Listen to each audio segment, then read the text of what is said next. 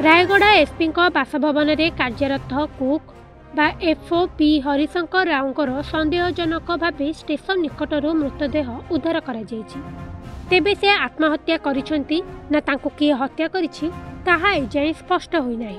वर्तमान तांको मृत शरीर रायगड़ा जिला मुख्य चिकित्सालय रे शव व्यवच्छेद गृह रखा।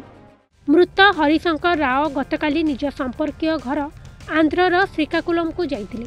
तेबे से ट्रेन ने फेरिबा समय रायगड़ा स्टेशन निकट में एभली घटना देखा मिली। मृत हरिशंकर दीर्घ वर्ष हेब रायगड़ा एसपी बासभवन में कुक भाव में कार्य करुଥିଲେ। वर्तमान मृत शरीर मेडिकल रही बेले मृतदेह को एजाएं परिवार लोक को हस्तांतर करपटे घर सम्मुखें स्थानीय लोक और संपर्कीय भिड़ लगी। से गत किछि दिन धरी मानसिक चापरे जनापड़ी। तेबे एने परिवार किंबा पुलिस पक्षर कौन सूचना दि जाए।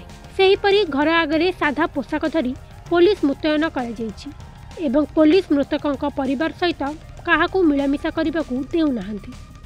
एपरिकी गणमाध्यम प्रतिनिधि को घर भीतर को छड़ा जाऊना, जहां नहीं अनेक संदेह सृष्टि होइछि। ए संपर्क में स्थानीय पुलिस किंबा रायगड़ा एसपी विवेकानंद शर्मा प्रतिक्रिया मिल पारि नाही।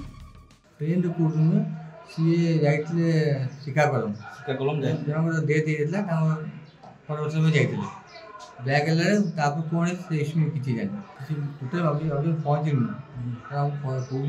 कहे जानी कौन केमती कौन है कौन नहीं मामू काश संपर्क खराब नहीं भल लोक ना आप बाहर प्रतिनिधि कहे हरिशंकर